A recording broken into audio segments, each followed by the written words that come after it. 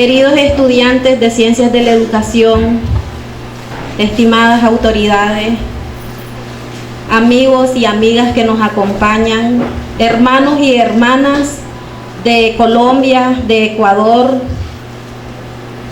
esta mañana nosotros vamos a desarrollar el acto de defensa de tesis del rector de la Universidad Indígena Amautaihuasi en el campo de la docencia universitaria, que lleva como título El paradigma de educación de Abya-Yala. Para esto nosotros vamos a estar dando a conocer algunos aspectos más relevantes de la normativa que refiere a los trabajos de fin de curso.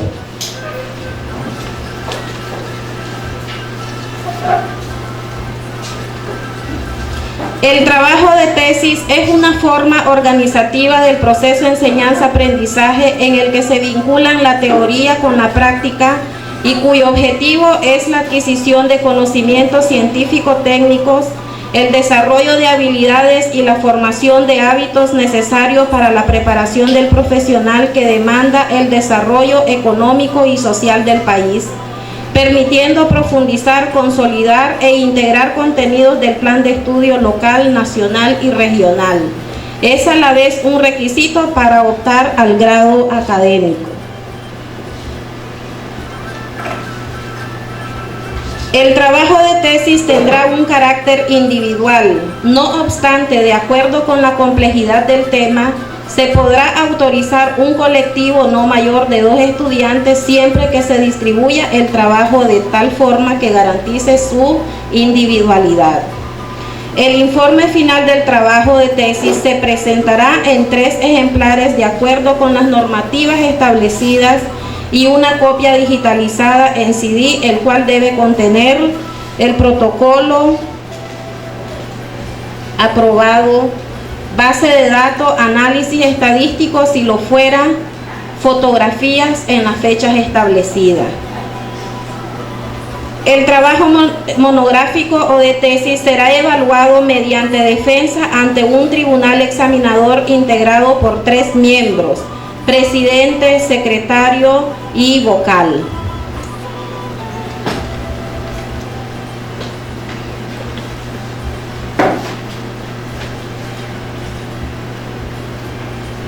La tesis y el acto de defensa podrá hacerse en cualquiera de las lenguas oficiales de la región autónoma del Atlántico Norte y se organizará en la siguiente forma: una exposición del estudiante con duración no mayor de 30 minutos, respuesta del estudiante a preguntas del tribunal con duración máximo de 30 minutos.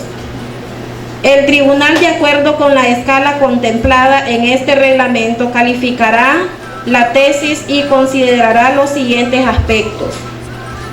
1. Calidad del trabajo, relevancia y pertinencia del tema, nivel de profundidad, capacidad de análisis, utilidad de los resultados, confiabilidad de los resultados. Esto tiene que ver con la metodología y técnicas implementadas.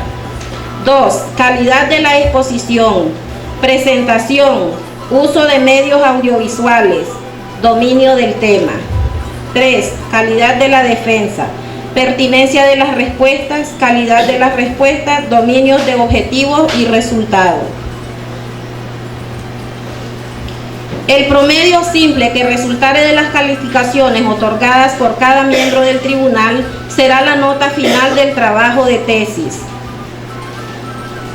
El estudiantado deberá conocer su calificación inmediatamente después de la deliberación y dispondrá de un plazo no mayor de 72 horas para apelar en caso de desacuerdo. Hay más aspectos, pero lo más relevante y que vamos a considerar en esta defensa son esas. Como tribunal examinador están la rectora Máster Alta Hooker, el Máster Guillermo McLean y el Máster Livio Palechor. Vamos a darle palabras al presidente de la mesa, Máster Guillermo McLean, para dar inicio al acto de defensa.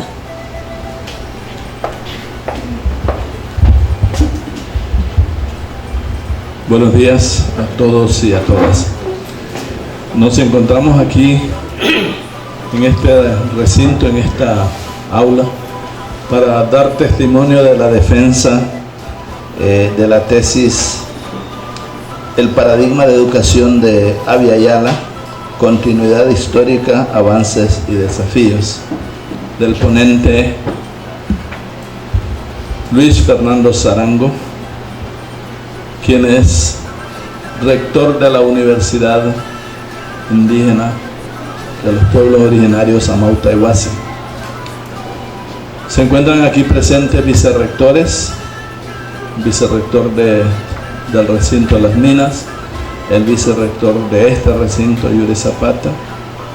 Se encuentran aquí también docentes e investigadores de Huracán y estudiantes de primaria y de secundaria que están llevando cursos de profesionalización y público en general.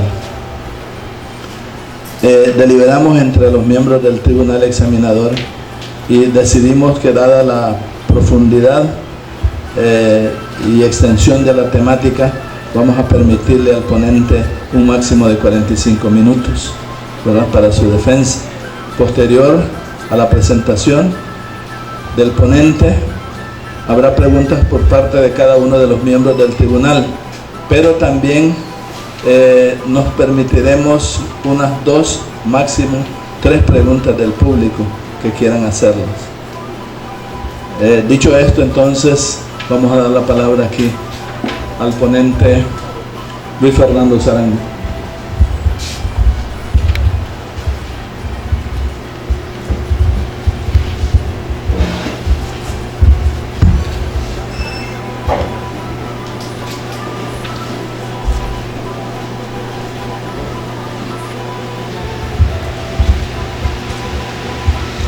Alipunja tukui mashikuna, yuka pakshuti mikal Luis Fernando Zarango, yuka yupaichani nini kankunata kimilishkamanta, kaisuma yachana wasipi, yuka shamurkani, yuka yuyaykunata sumak chingapa,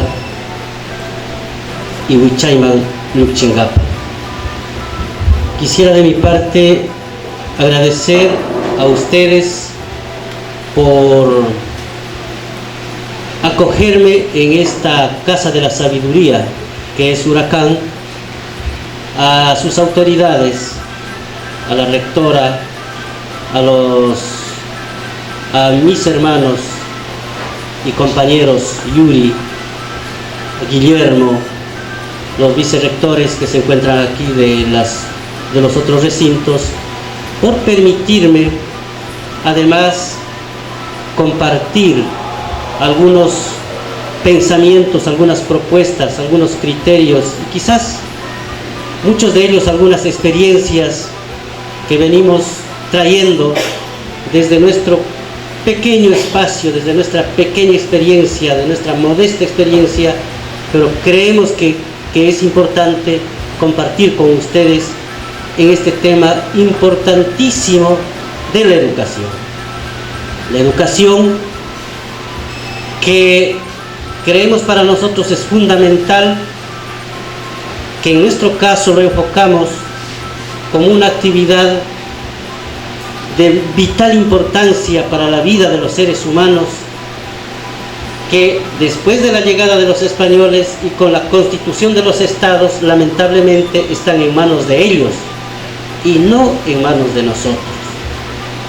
Entonces, con el permiso de mis mayores y con el permiso de el tribunal, voy a permitirme rápidamente para también informar al público cuál es la estructura más o menos de este pequeño trabajo, de esta tesis que he tratado de elaborar. En verdad, hubiese querido desarrollar, digamos, en mayor extensión, pero de lo que se trata es de recoger las ideas más fundamentales, más importantes que creíamos formen parte de toda esta propuesta. Como ustedes ven, Mi tema es el paradigma de educación de Abya Yala. Nosotros decimos también que esta es una continuidad, pero también como continuidad requiere de retos. Lo he dividido en 9 capítulos. El primer capítulo trata de hacer una explicación sobre el presente trabajo. Si me permiten, voy a pasar así rápidamente todos los capítulos para tener una idea de qué es lo que se trata en cada capítulo. El segundo capítulo trata sobre los grandes paradigmas civilizatorios actuales en el mundo. El tercer capítulo trata sobre las matrices civilizatorias que coexisten ahora en Abya Yala.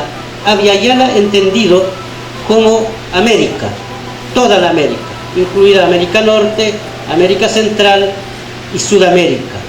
Abya Yala es un término cuna, de los cunas de Panamá. Y en los años 92, al inicio de la década del 90, cuando se inician los encuentros continentales de pueblos originarios, políticamente decidimos adoptar un nombre que no necesariamente sea América, porque América es un nombre impuesto por los invasores. Entonces se acuerda por todos usar el nombre de Abya Yala, que quiere decir tierra en pleno florecimiento, como una muestra, como una simbología de nuestra parte de que no estamos de acuerdo con los nombres impuestos y que nuestra tierra siempre tuvo un nombre originario. Entonces, capítulo 4, la educación antes de la invasión. Tratamos de hacer una brevísima recopilación para tener una idea de cómo fue la educación, de alguna manera, en 3 grandes civilizaciones más importantes de Abya Yala. Lógicamente, sin querer desconocer las civilizaciones, las múltiples civilizaciones que hay, pero hemos tomado como referente a los incas, a los mexicas, mal llamados aztecas, y a los mayas. El capítulo 5, la educación después de la invasión. Cómo se arma todo este sistema educativo dentro de la época colonial. El siguiente capítulo, el capítulo 4, la educación antes de la invasión. El capítulo 5, después de la invasión. El capítulo 6,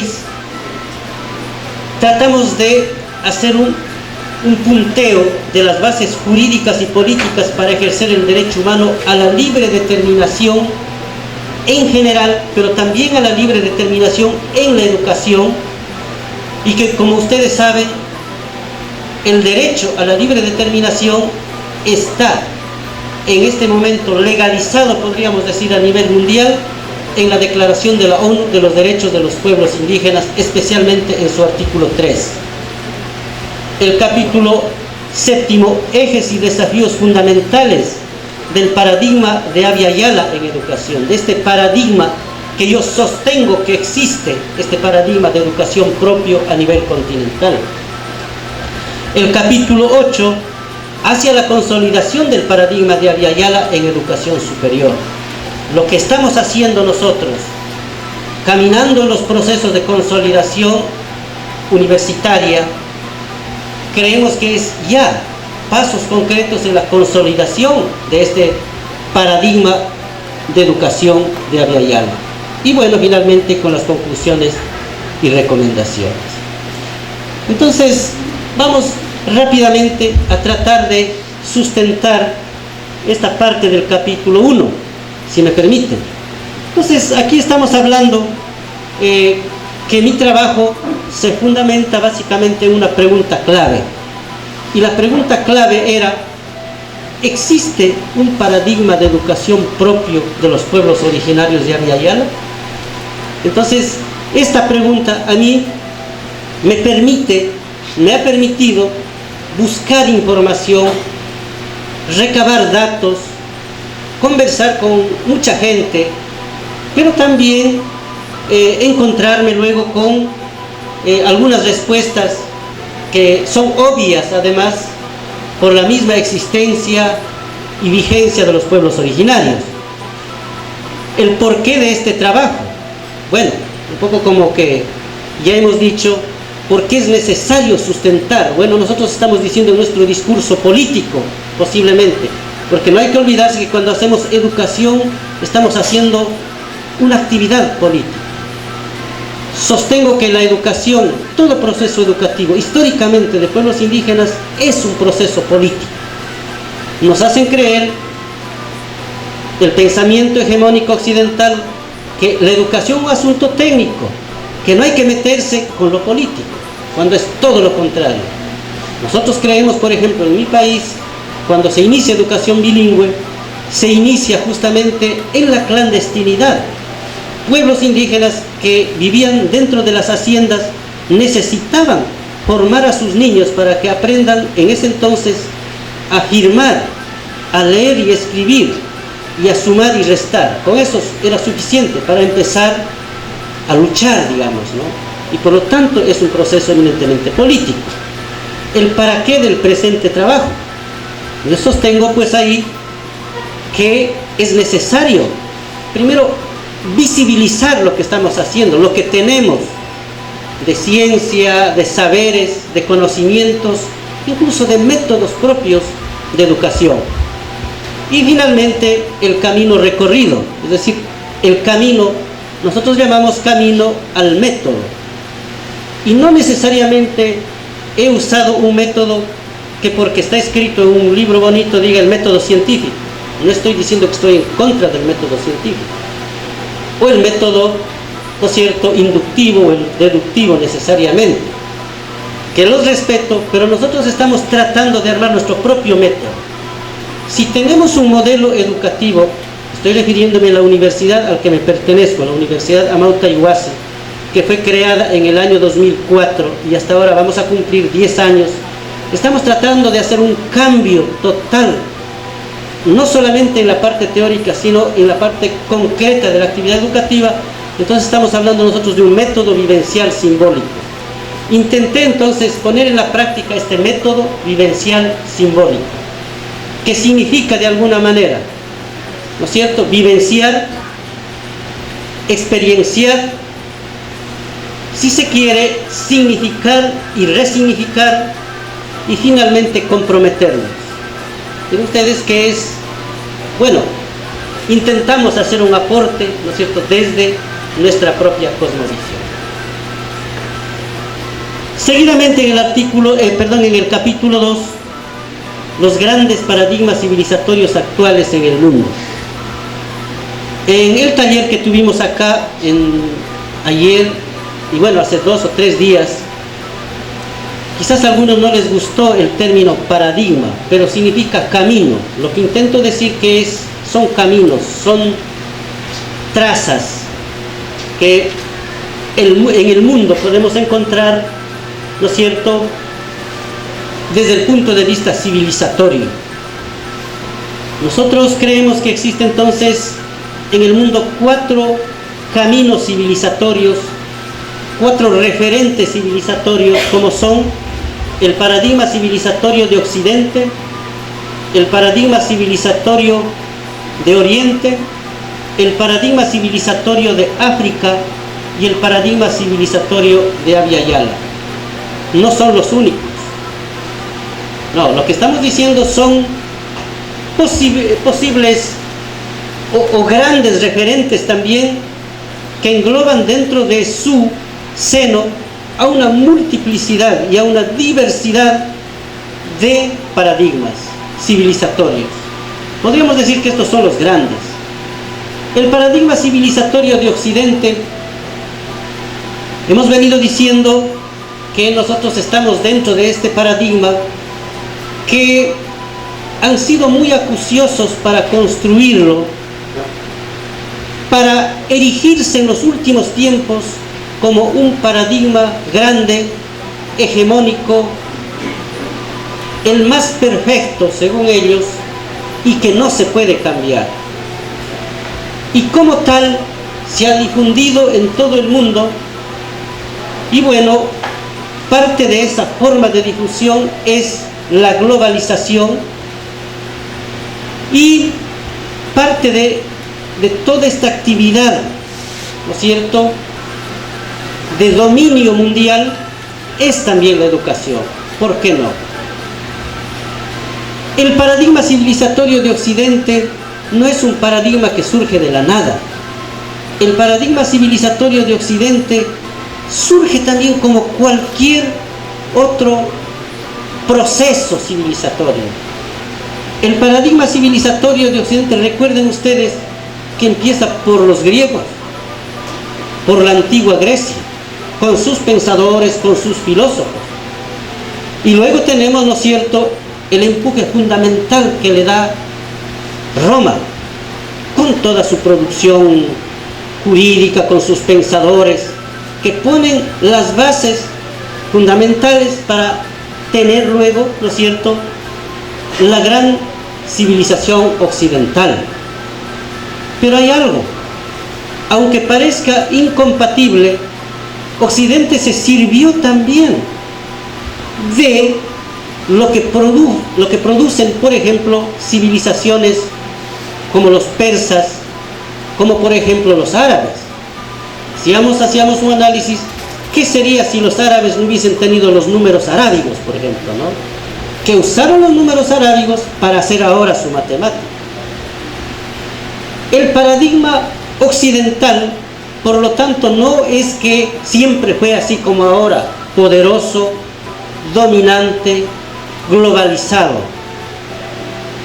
El paradigma de Occidente nosotros sostenemos que empieza a tomar fuerza y se consolida a partir de ¿qué? De un acontecimiento fundamental para ellos. Cuando llega Colón acá a nuestras tierras, gracias a ese accidente, porque él estaba convencido y murió convencido de que había llegado a las Indias, y llega acá, y gracias al oro y la plata saqueada de nuestras tierras, empieza a consolidarse Occidente. Y vean ustedes, comparemos las fechas. La revolución industrial no es antes de 1492. El Renacimiento, en fin, otros acontecimientos que aparentemente surgen, ¿no es cierto?, como producto de la brillantez del pensamiento occidental. Y no hay tal. Aparece, seamos realistas, con los recursos, con el dinero, con la plata, con el oro especialmente saqueado de aquí de América. Pero algo fundamental también, que no hay que olvidarnos, a partir justamente de esa llegada de ese tiempo ni siquiera había España, ojo. Lo que había es Aragón y Castilla.